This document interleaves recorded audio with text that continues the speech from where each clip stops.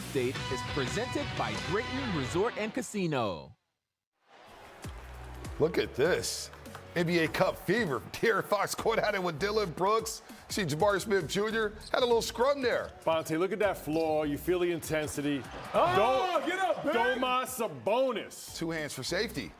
Kings take the lead. They're up 9. At one point in this game, they made 15 straight field goals, Bully and Fezzi, including that one right there. Catch and finish.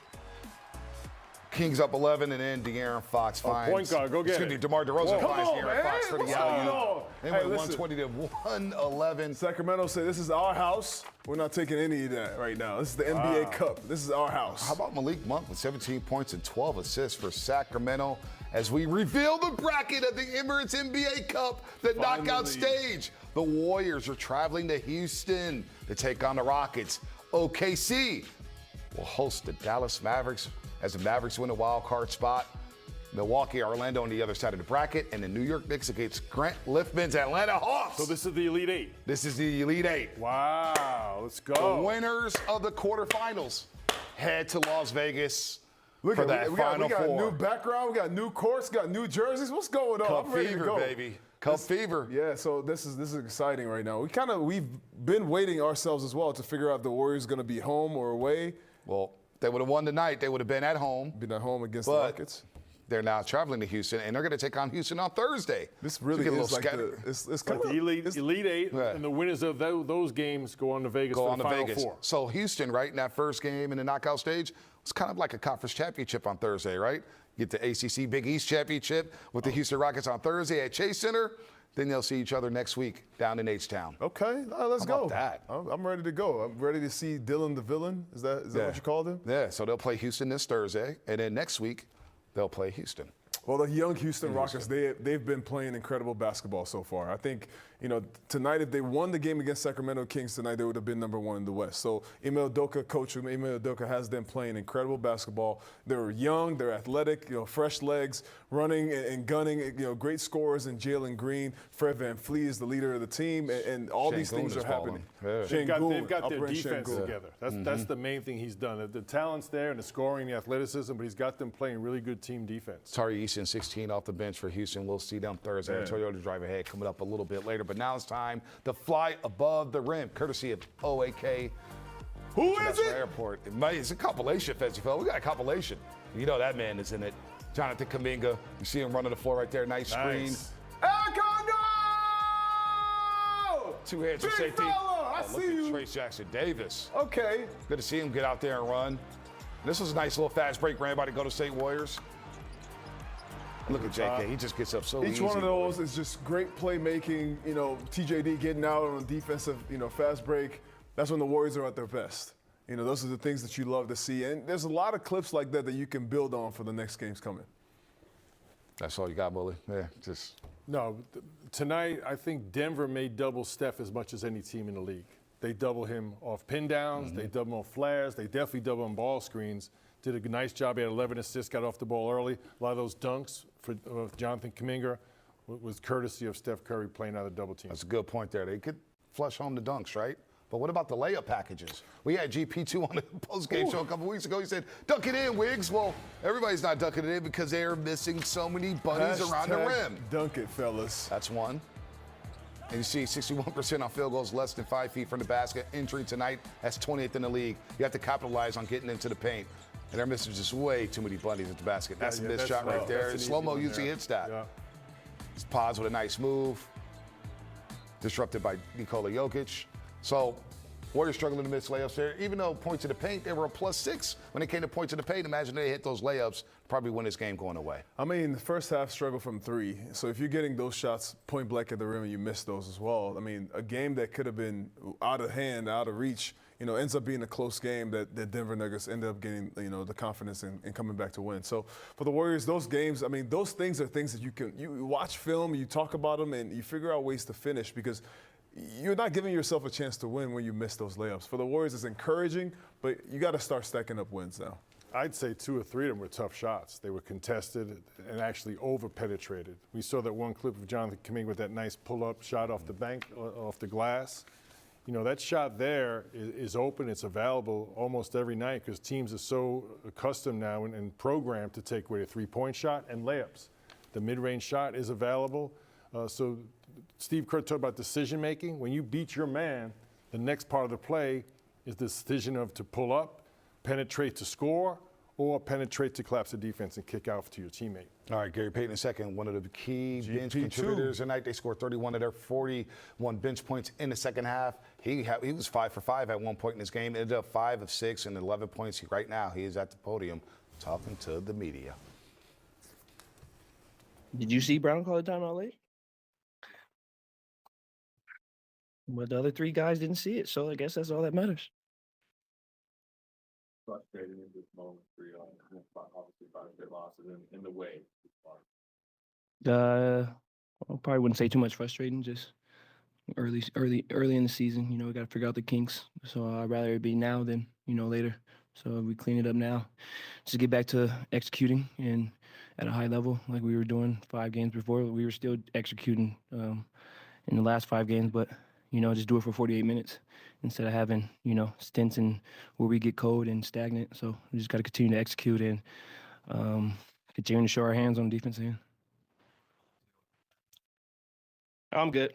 A little hyperextended, but it's all good. It's a little stinger, but I'm cool. How would you describe the final 2 minutes? Like I said, just we got to get back to executing, you know. Continue to do what was working for us, you know, right before that.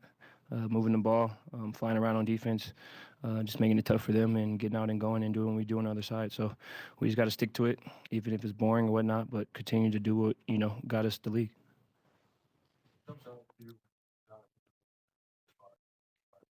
You said what? What jumps out to you when JK's at 4-5? You know, 4-3-2, JK gets downhill. You know, we try to put him in a situation to get downhill. You know, brings body. A lot of guys are, you know, crowding the paint now when they see him. So just having him with the ball in hand downhill make plays for us, either that's at the rim or kicking out to shooters.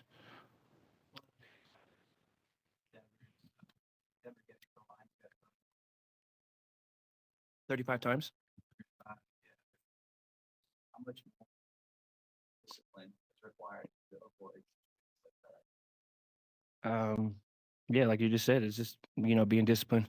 Try to do our work early so we don't get in those situations where, you know, we do have to foul and, you know, make them earn it at the line. So just continue to do our work early and be there in rotations, know what we're doing, and like Coach saying, execution. So we get back to executing, I think it'll help our defense actually out a lot.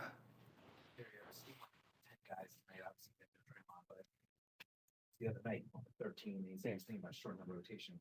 What's it been like just shuffling in and out, not just you, but everybody, as he tries to search for the right combination?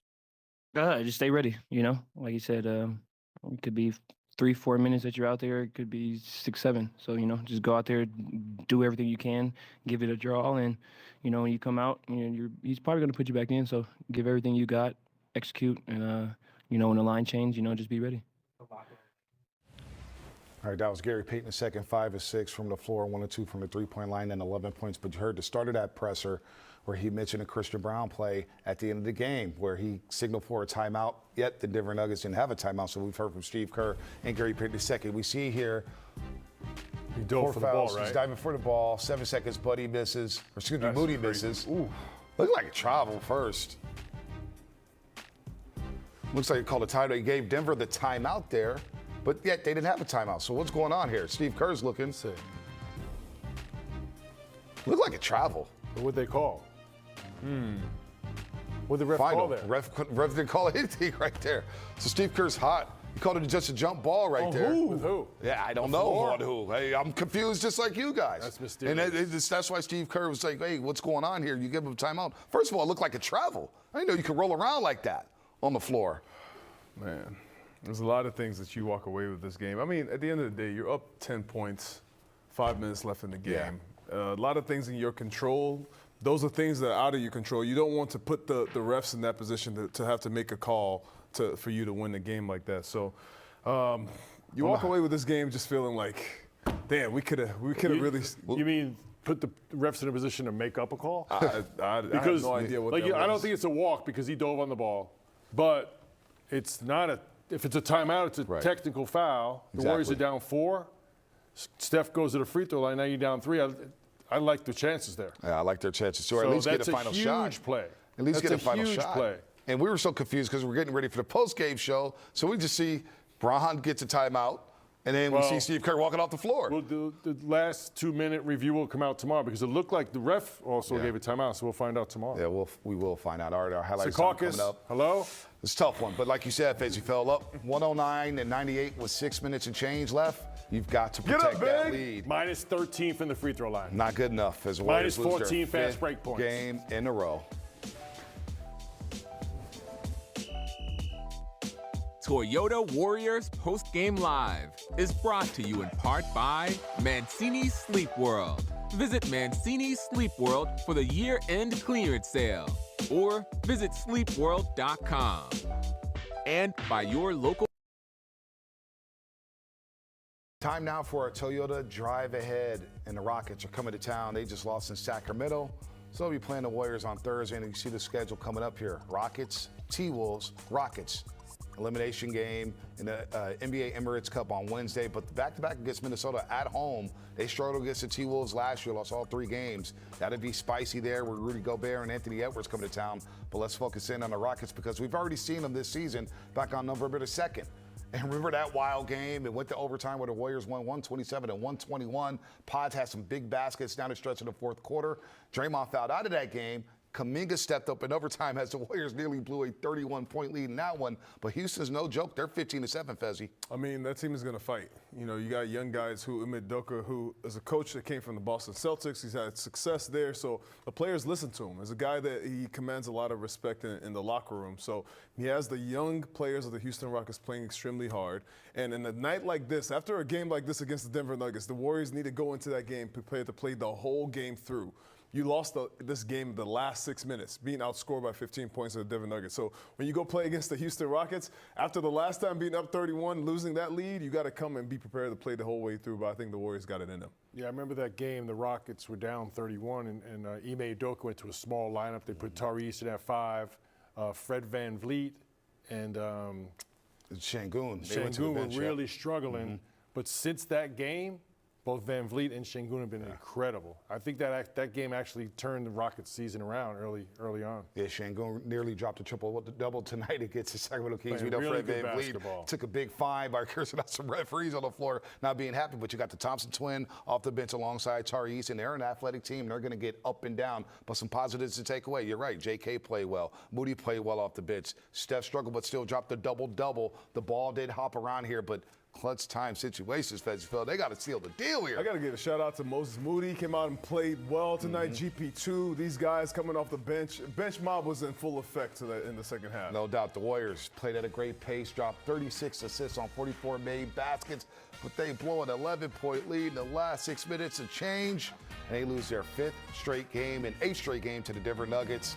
They need to win desperately. Dubs Talk Live is next. Toyotathon is on.